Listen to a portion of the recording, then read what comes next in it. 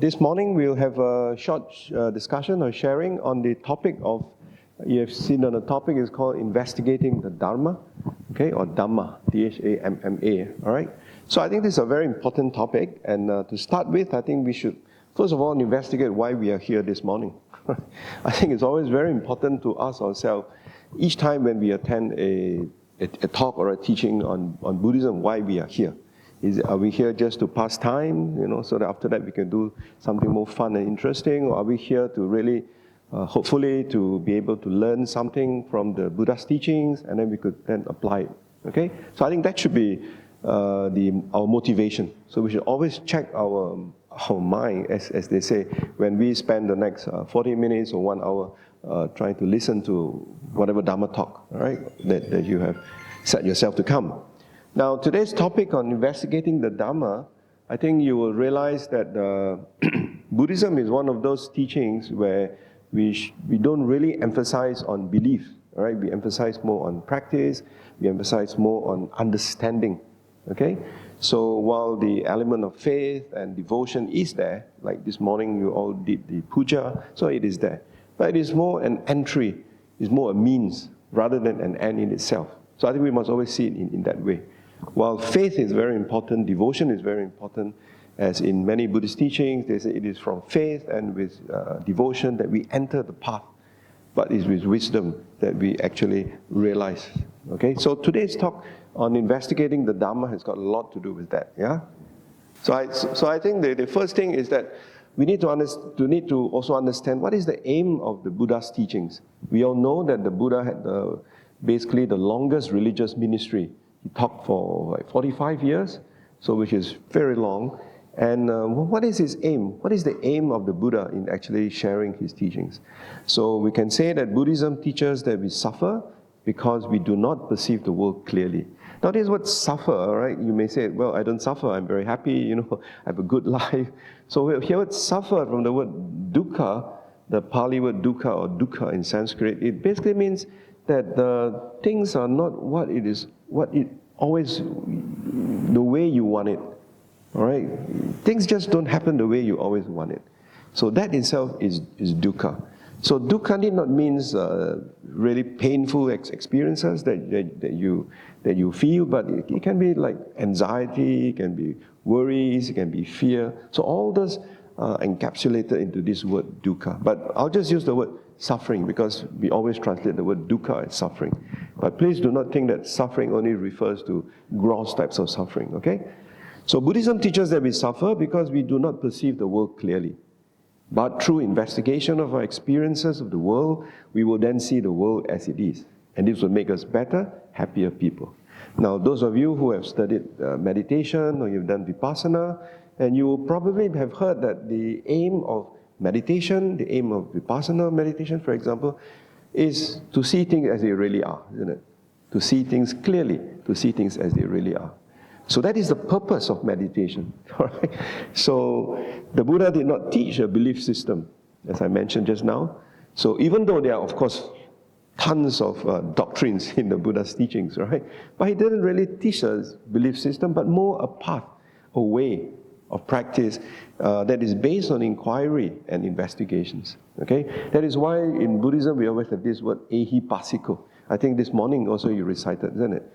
One of the 6 characteristics of the teachings, one of the 6 characteristics of the Dharma is ehipassiko, come and see, all right? And those of you who have been here for some time, you may also have heard of this very famous teaching called the Kalama Sutta, right? The Kalama Sutta, where during the Buddha's time, there was this group of people called the Kalamas, and they were kind of confused, kind of perplexed, because even in India at that time, 2,600 years ago, there were myriad forms of diverse teachers, each one propounding that their teaching is the best. No other's teaching is better than theirs. So here I've got this group of Kalamas who were quite confused. They said every teacher that they go to, every spiritual teacher they go to, says that theirs is the best.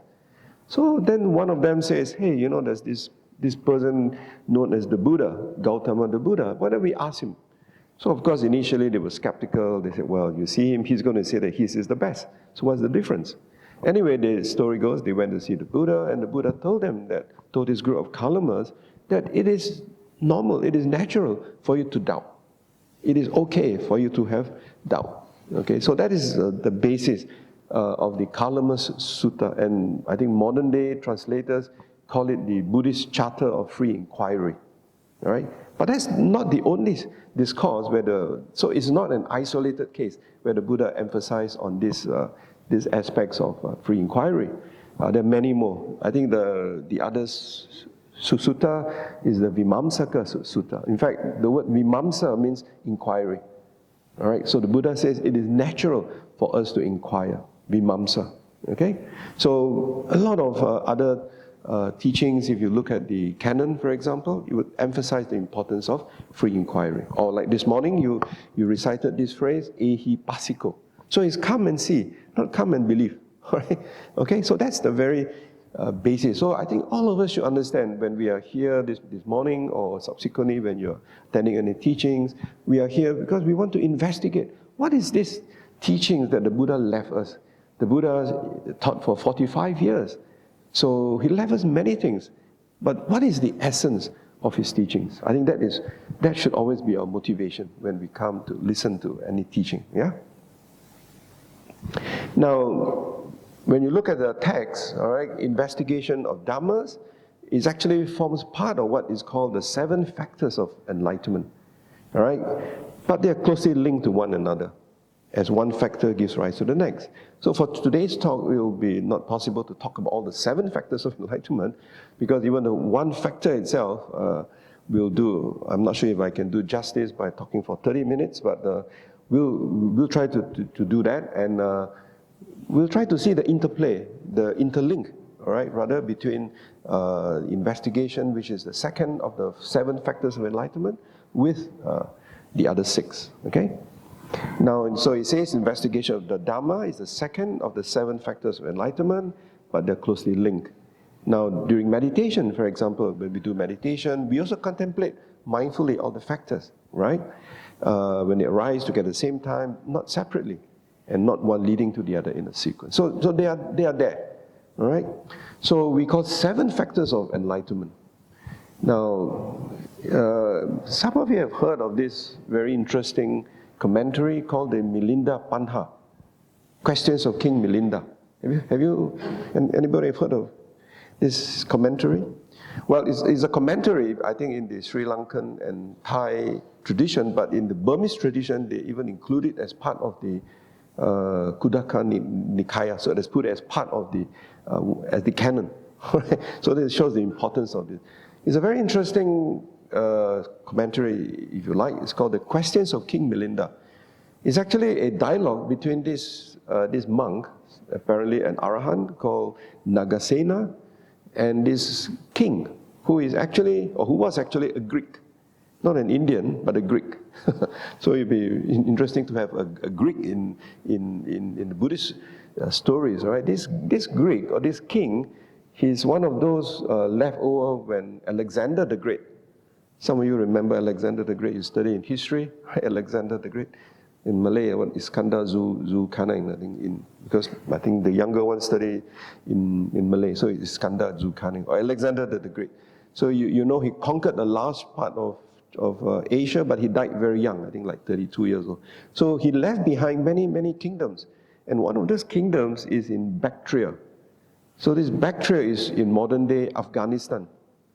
That's why you have the Burmese Buddhas, remember, many years ago. So Afghanistan, Pakistan, like Gandhara area, they were actually centers of Buddhist civilization those days. Right? So this takes place in this place called Bactria, which is modern day Afghanistan. And the king of that area is called King Milinda. So the story in the commentary, if you read this commentary, it's called The Questions of King Milinda, it comprises dialogues between Nagasena and this king. So it is said that, so one of those dialogues, the king was asking Nagasena.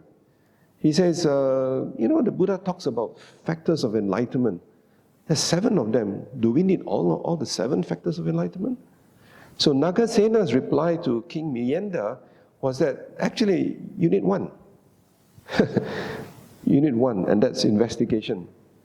Dhammavicaya is in Pali. You need 1. So, of course, King Mienda then said, but then why did the Buddha talk about seven factors of enlightenment? You only need one. I think it's a reasonable question. So the commentary says, Nagasena then replies and said, "Oh great king, if you have a very sharp sword, and that sword is inside a sheath, right, would that sword be able to cut if it is not wielded?" Then of course the king says, "No, that sword, no matter how sharp it is, if it's inside the sheath, it will not be able to cut." All right.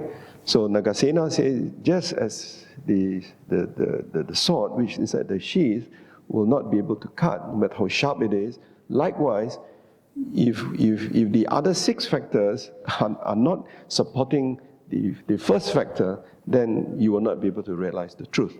All right. So basically what they're saying is that the investigation or Dhammavicaya is the most important, but it must always be supported by the other 6.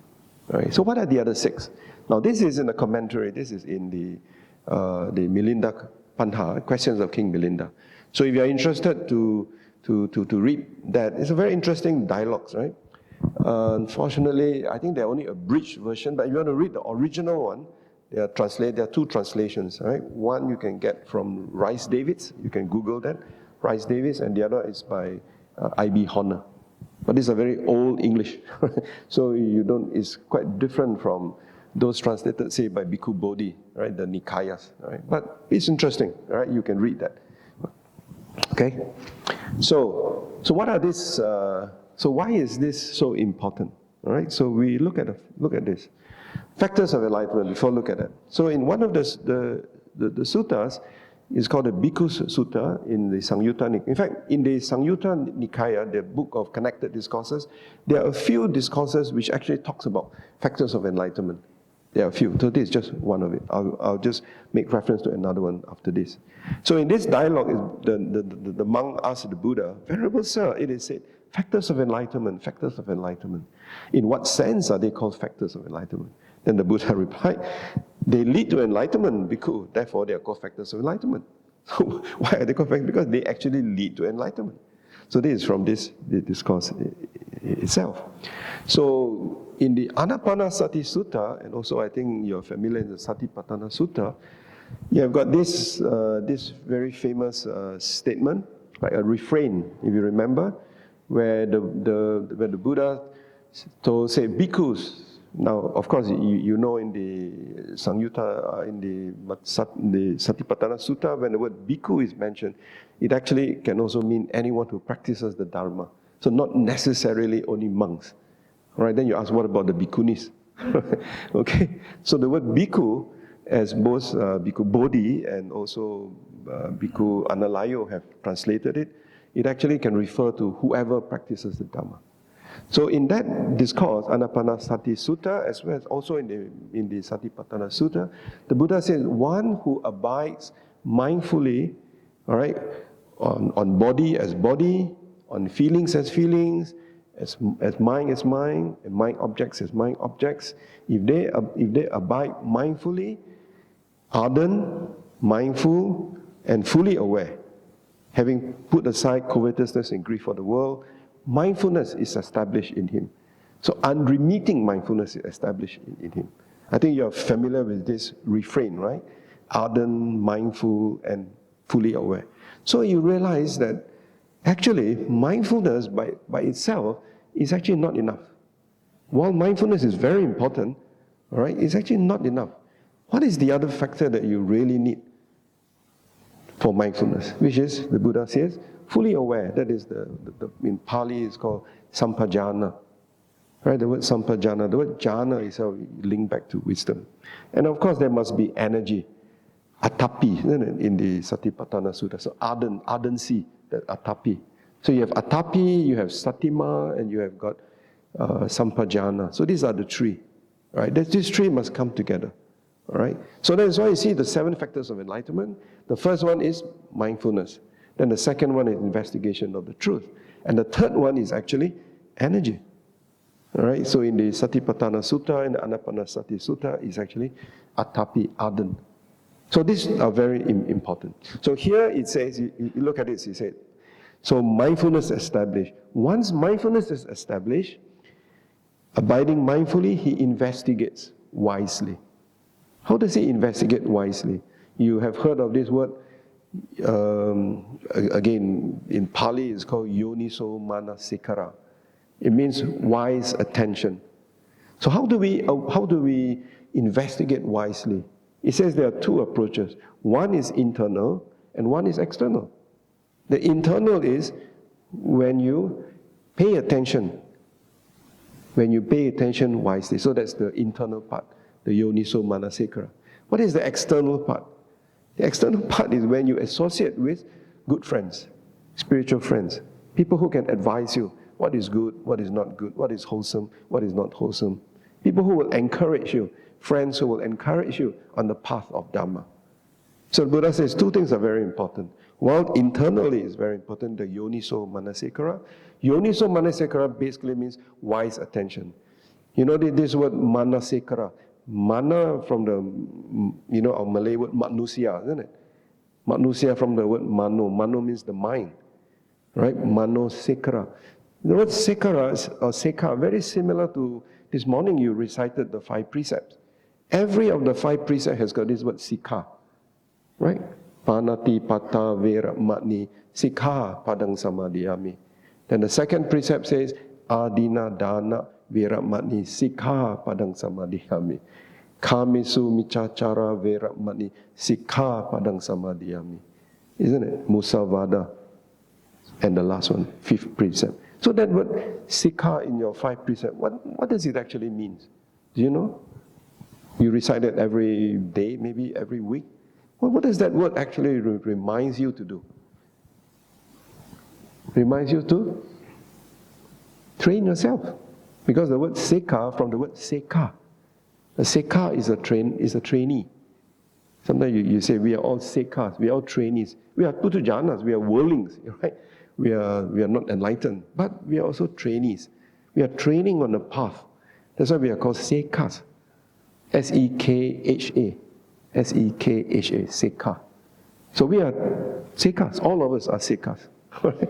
Okay? So we are training. That's why we need to recite the 5 precepts. So that each time we recite the 5 precepts, we remind ourselves that we undertake to observe this precept of non-harming other sentient beings.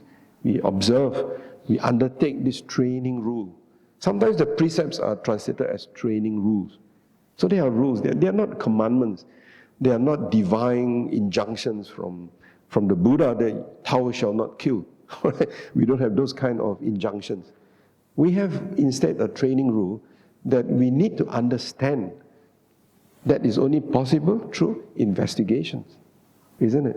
Through investigations, okay? So, you abide mindfully, you investigate wisely. And how do you investigate wisely? 2 things. One is you develop what is called wise attention, okay? And through dealing with good friends, right? The Mangala Sutta says that to associate with good friends is one of the 38 blessings.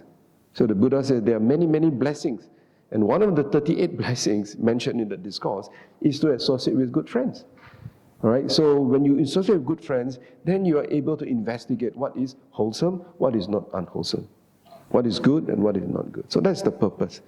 Now, then it goes on. So I'm not going to talk about the 7 factors of enlightenment. So here in the Anapanasati Sutta, it says, abiding mindful, he investigates wisely. In investigating, energy is aroused. So then you feel very, very elated. And the next one, you get rapture. Pali is piti, P-I-T-I, piti, joy. So joy arises. Once there's joy, then there's tranquility. Then your mind is calm. So once your mind is calm, then you're able to concentrate. All right? Once there's concentration, then finally you're able to see things in a very balanced way. So that's equanimity. So in many teachings, equanimity also equals to wisdom. Right? Once you have an equanimous mind. That is why you find that in the 4 sublime, the Brahma Viharas, remember, loving kindness, compassion, sympathetic joy, it also ends with equanimity. All right? So equanimity also is a very important part in the Buddhist teaching. So we investigate all those things. So they're called factors of enlightenment. So we need to start with mindfulness. All right, you cannot investigate when you don't have mindfulness. So then, what is mindfulness? What are we mindful of? All right. In fact, the word mindfulness, sati, is very closely to the word memory. So actually, when we do mindfulness, we are actually remembering something from the past for the present. Yeah? What is it that we are remembering? We are remembering what is wholesome, what is not wholesome, what is skillful, what is not skillful. So we are remembering that. If you don't have mindfulness, then you cannot remember that. But just knowing what is wholesome, what is not wholesome, does that take you anywhere further? No. You need to have wisdom. Right? That's where the clear knowing comes in. All right? So it leads on one after another. Now, there's another discourse the Buddha talks called the fire discourse. Agi means fire. Agi means fire. Also, as you can see, in the book of Connected Discourses, the Buddha says actually what they call the 7 factors of enlightenment can also help us to balance the hindrances. But what is key here, you find that in the center is mindfulness. So mindfulness is always the balancing factor. All right? In the 7 factors of enlightenment, it is always the balancing factor. Now, when we try to sit and meditate, usually 2 things will happen. Either we get very slothful, we get drowsy, we get sleepy, or we get very restless. We get very restless. When you get very restless, your mind is full of worries. So these are the 2 common states of mind. All right? They are called hindrances. They are called hindrances. So like, for example, just now we mentioned about when you contemplate body as body, feelings as feeling, mind as mind objects as mind objects. So these are mind objects. This is an example of mind objects. Okay? You're familiar with that, isn't it? All right? So mind objects. So when, for example, when there's sloth and torpor, when you like the sloth, the sloth is like the very slow animal, they move. Okay? So when you want to overcome sloth and torpor to regain your mindfulness, then you cultivate, you develop and cultivate joy, you investigate the Dhamma, and you have energy. So when you're very sleepy, very tired, so you're encouraged to do these 3 things. Now, how do you do that? Investigate the Dhamma. You could, for example, read your favorite Dhamma book, all right, or Dhamma article, or you listen to your favorite podcast by your favorite teacher. So that when you listen, then maybe a particular paragraph or particular keyword that your teacher has mentioned, then you get excited about it. Then that sloth and torpor gets reduced. All right? On energy. Now, energy, then you try to balance your energy. Maybe you set too much energy. All right? The 4, what they call it, the 4 right efforts, all right? So you must always balance it. So mindfulness. And the reverse comes. If you're very restless, to overcome restlessness and worry, then you use relaxation, which is passaddhi or concentration, and then equanimity. Okay? So for the details, you can read the Agi Sutta. A very interesting discourse. If you want to have a good commentary on this, you can also listen to Bhikkhu Bodhi explaining this in his talk on the 7 factors of enlightenment, where he quotes from the text, so from the Pali text. So you have got a reference point. Okay? So it's very important also that when we investigate the Dhamma, we must always know where's the source. I always encourage this. Something which I learned very strongly from Bhante Agachita. Very important, if we share the Dhamma, we must know when we give our opinions and when is what the Buddha said in the sutta. So that's the reason why I always like to mention the source. Because there's only that little you can benefit from my talk, honestly. But I think there'll be a lot, much more you can benefit if you go to the source, which I give in my talks. Right? So this is an example in the Agi Sutta. It's called the fire discourse. Actually, it's a very interesting discourse because it talks about, how you want to put out fire, how you want to make the fire into a blaze, So it's like how we are in meditation, when we try to sit, when we get drowsy, when we get restless.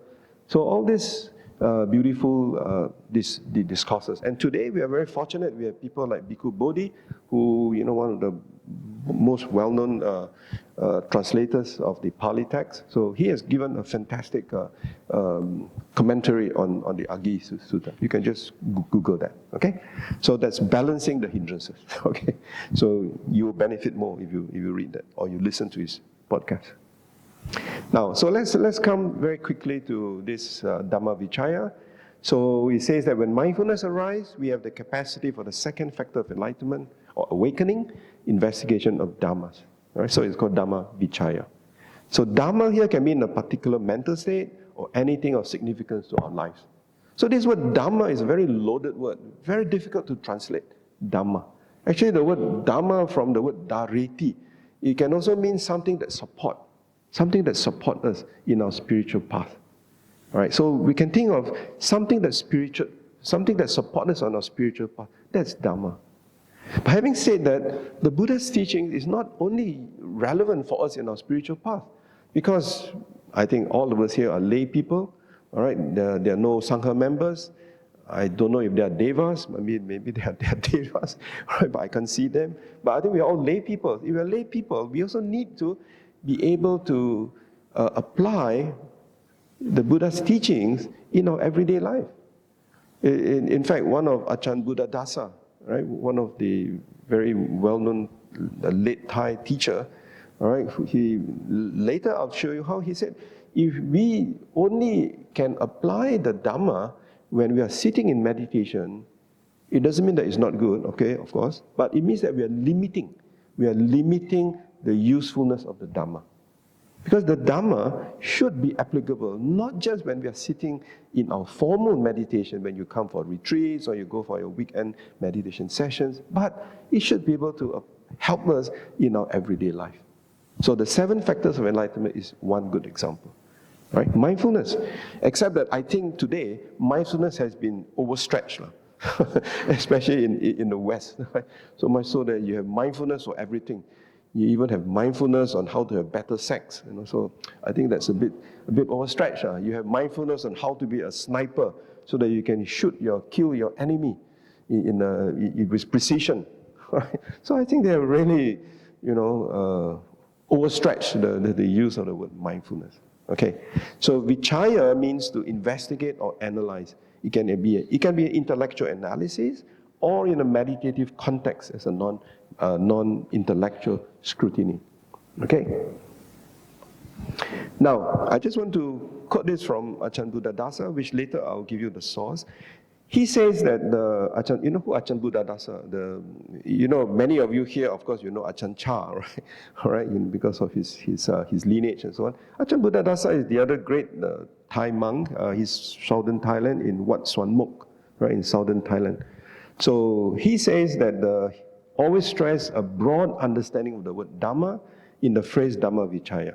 He says, since Dhammas are practically infinite, one could spend one's whole life chasing after insignificant little quirks in detail and call that practice. But Ajahn Buddhadasa emphasized that there are a lot of Dhammas that aren't so necessary for us to spend our time on. You remember the Buddha gave the analogy in the parable of the Singsapa grove.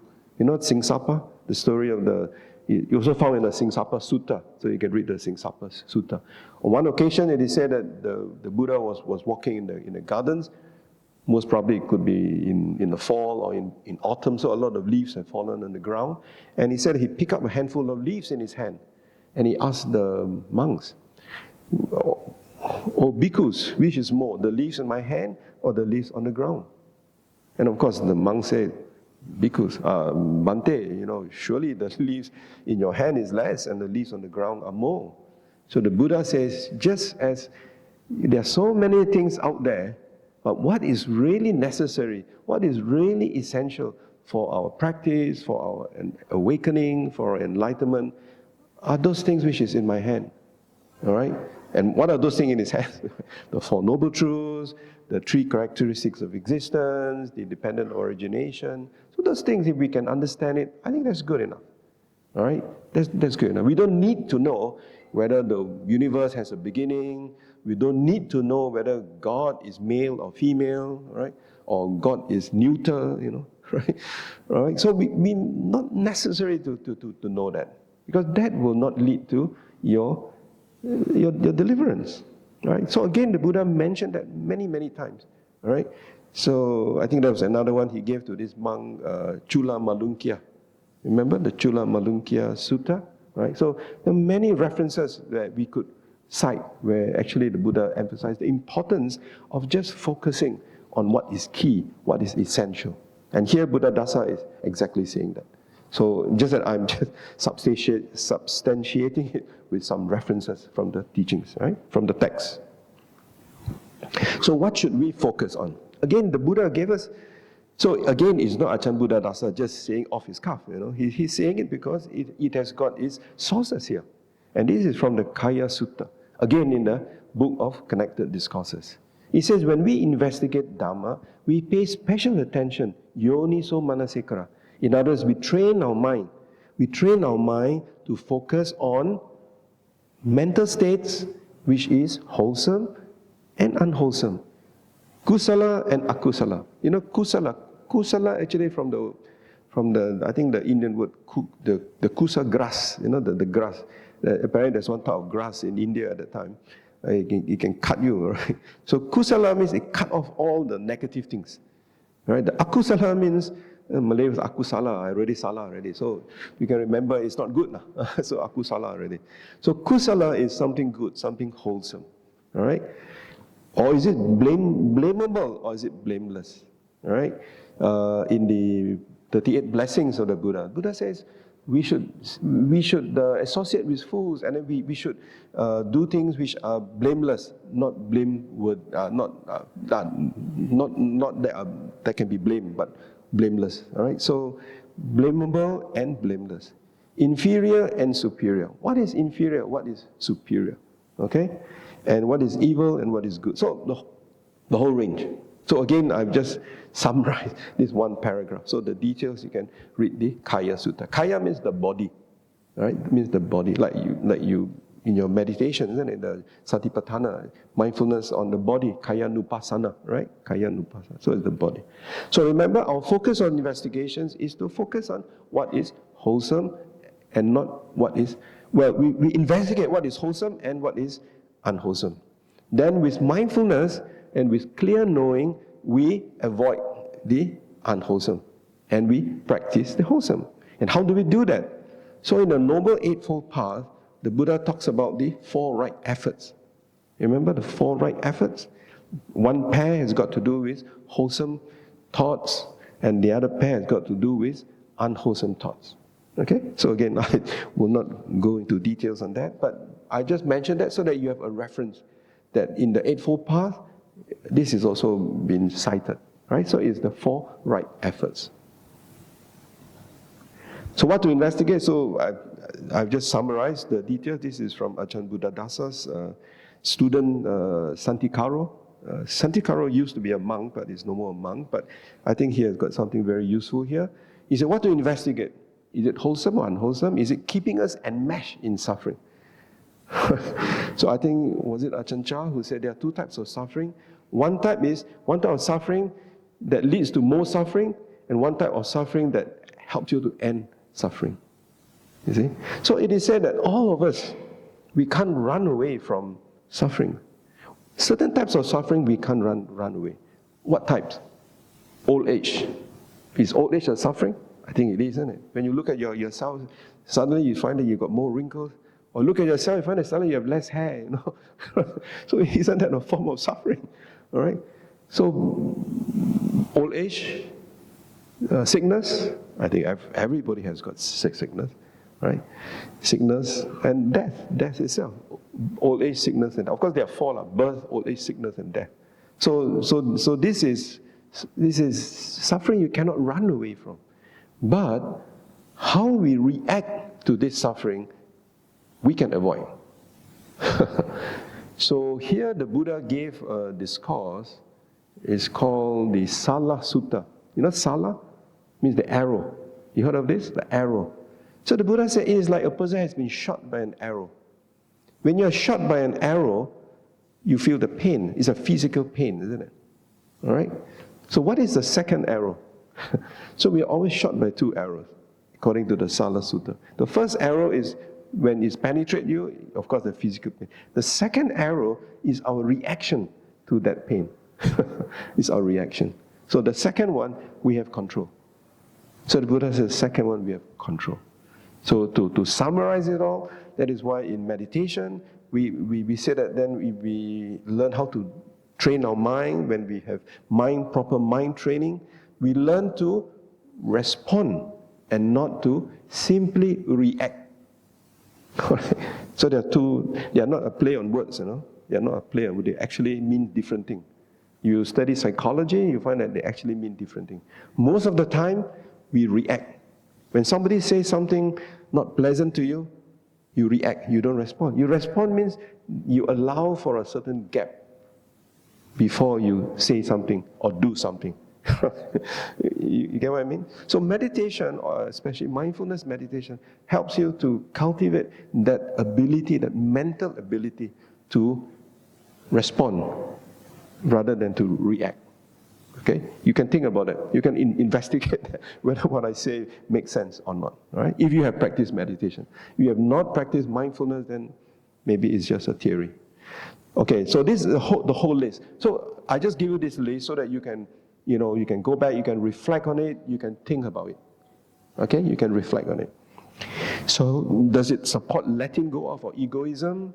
Are they problematic? Are they fear, doubt, anxiety, resentment, pride? Are they healthy, the spiritual qualities, mental states, in order to strengthen them to allow us to awaken? So when this comes, you remind yourself, in the Noble Eightfold Path, the 4 right efforts, the 2 pairs. Right? How do you apply them? Okay? So you find that you don't need to do that only when you are sitting in meditation, isn't it? In your everyday life. When you're at work, when somebody is making your life a little miserable in the office. So you can apply all those things. Okay?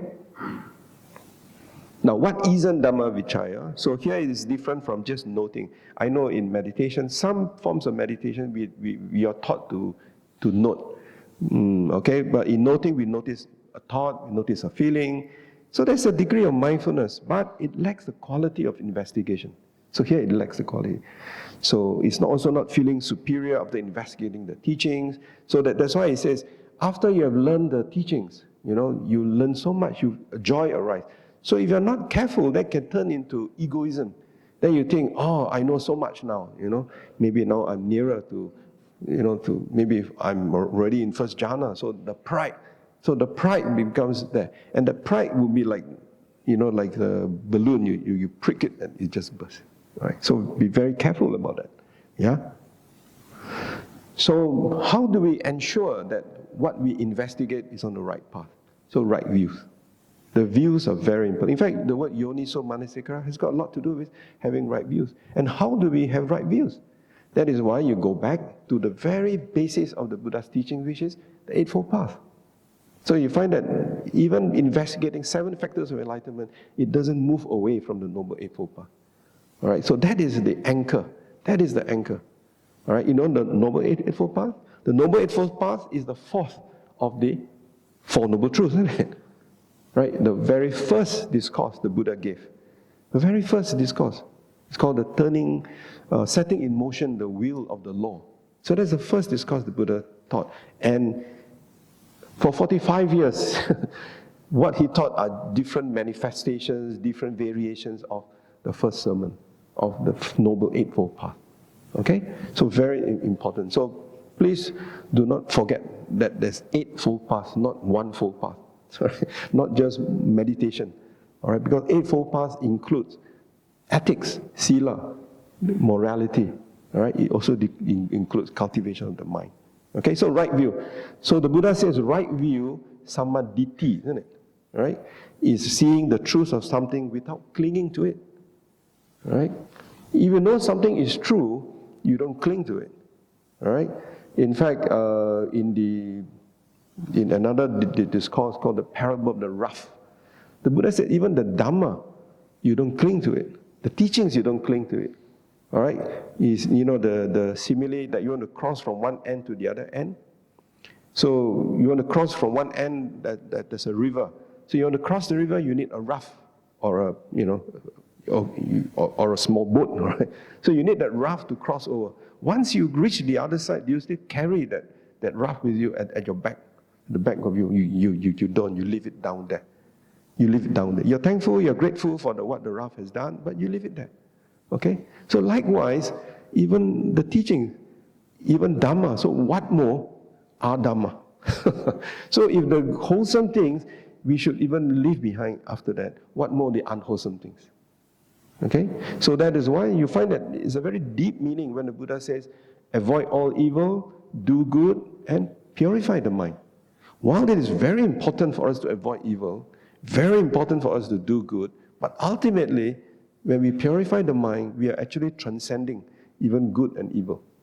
All right, so that is that's not easy to understand, but it's important. Okay, so right views is very important, and in the Noble Eightfold Path, you find that it starts with right views and then right thoughts. So that's the wisdom factor. Okay, wisdom factor. In other traditions, like in the Mahayana tradition, right views means understanding emptiness, understanding the nature of life as empty, of permanent substance, like we say in anatta, right? Is absence. Okay, so the late Lama Zopa, for example, he used to say, no matter how good your meditation is, no matter how long you can sit, no matter how high a state of you can achieve in your meditation, but you don't have right views, you don't have right understanding. Of course, in the Tibetan tradition, when you don't have understanding of the true nature of emptiness, you are still not there. You are still not there. All right. So that's why even in the Theravada tradition, the Buddha emphasized the importance of views. In fact, the first discourse, the first teaching in the long discourse, in that section called the Nikaya, there's a collection of texts which are very long in nature. The first discourse in that collection is a discourse called the Brahmajala Sutta. So in that discourse, the Buddha enumerates 62 wrong views that even the god Brahma himself gets stuck. Even Brahma is caught in the net. That's why it's called the Brahmajala. You know Jala? Like a roti jala, you know, the jala is a net, isn't it? So even the great Brahma himself is caught in this net of views.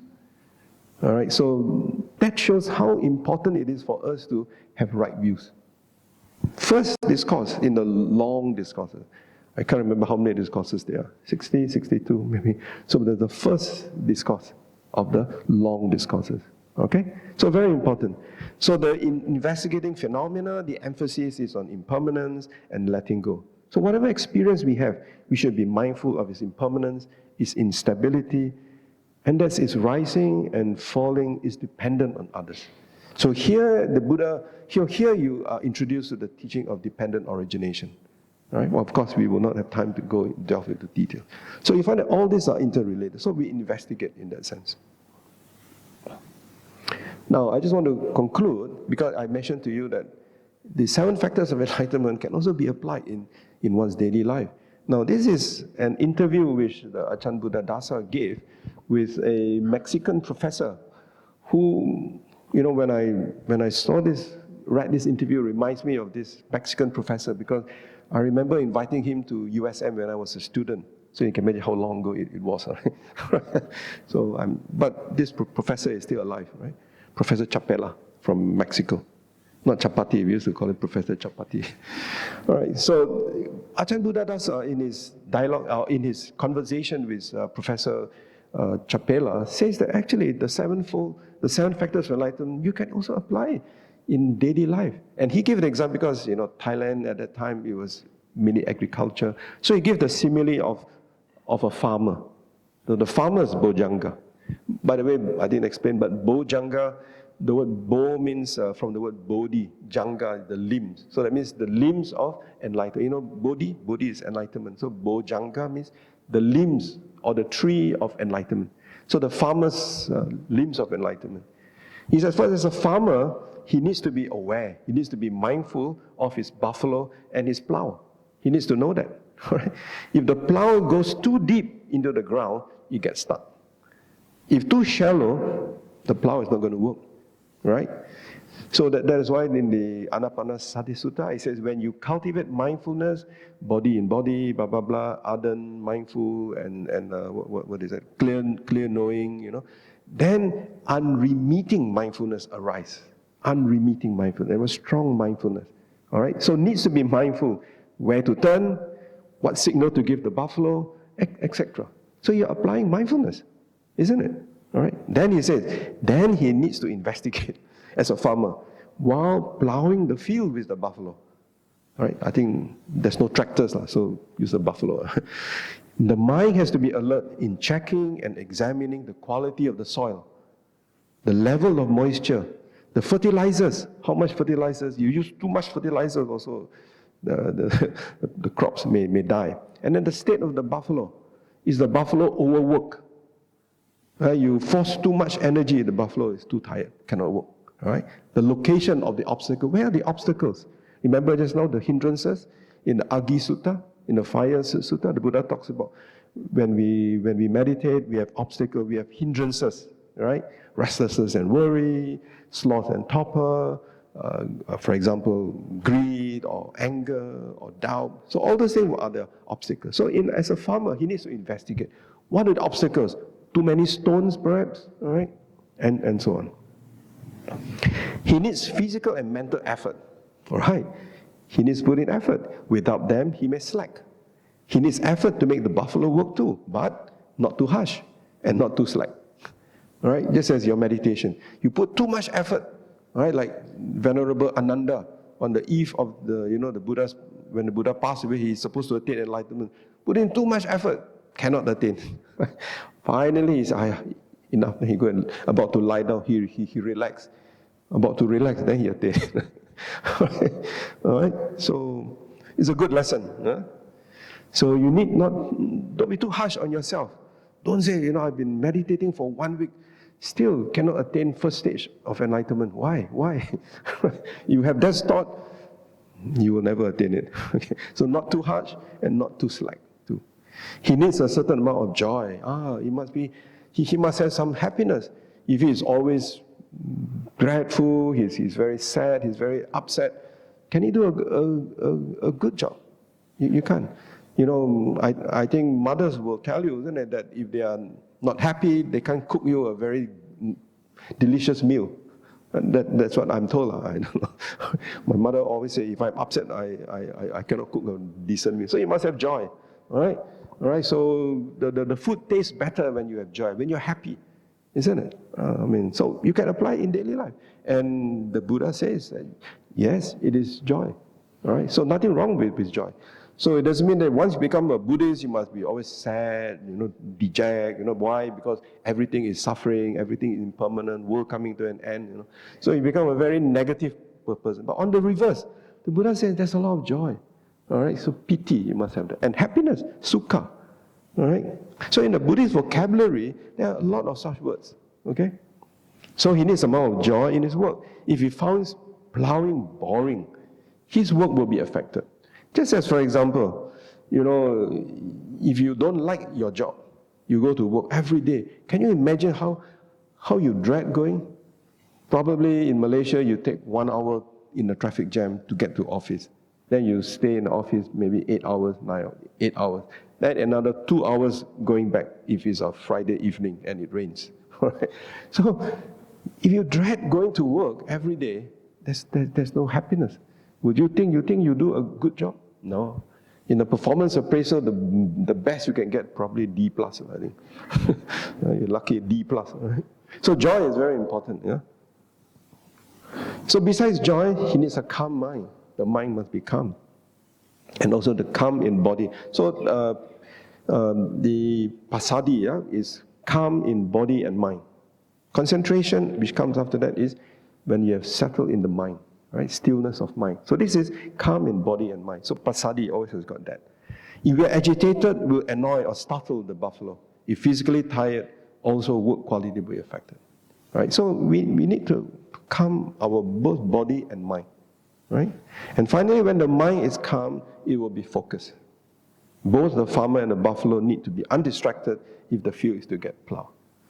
So I thought it was a very easy to understand, but a very practical, and it reflects Achan Thanisaro. So when all factors are present and they mutually reinforce one another, the mind is able to keep things on track, isn't it?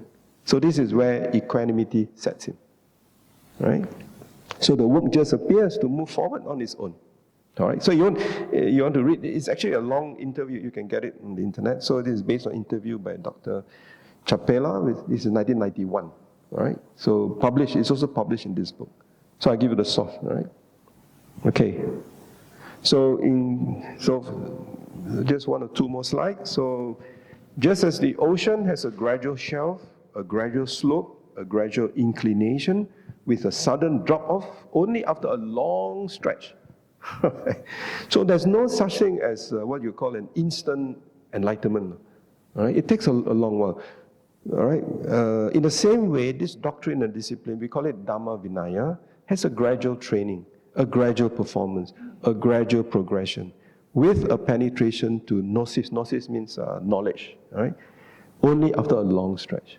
Right? So, and you can find this in 3 suttas. Right? So I just give you the sources so you can go back and then you can Google this. So it talks about in the Udana, UD is Udana.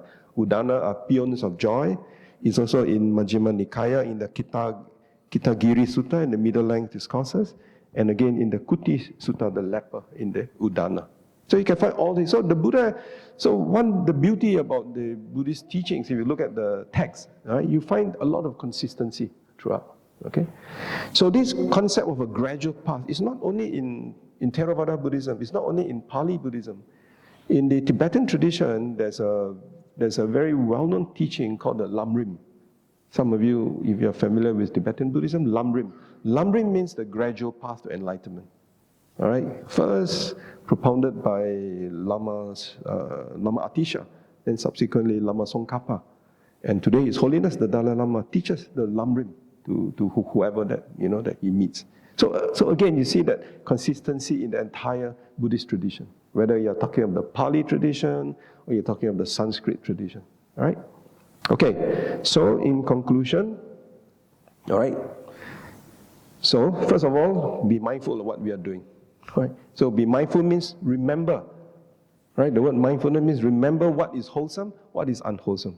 That's the first thing you need. Then investigate what to do. If it is wholesome, should you do more or should you do less? How best to do it and what knowledge should be applied. Once confidence sets in, you must put in the effort. All right? Mindfulness can only happen if you put in effort. If you don't put in the effort, there's no mindfulness. Through balanced effort, you will experience joy. Happiness will arise. And then the body will calm down. Once the body is calm, the mind also becomes tranquil. Right? And once the mind is tranquil, then you can see things in a very equanimous manner. Right? So the Buddha's teachings is a gradual path. Right? There's no, you don't have the instant noodle type, you put in the water 3 minutes and you're cooked. It doesn't work that way, unfortunately. Right? It doesn't work that way. So through long effort. So the other thing to remember is that it doesn't matter even if you're starting now. If you think it's a long journey, don't worry. The Buddha says, inconceivable is the beginning of this samsaric cycle of birth and rebirth. Inconceivable. You just cannot conceive of it.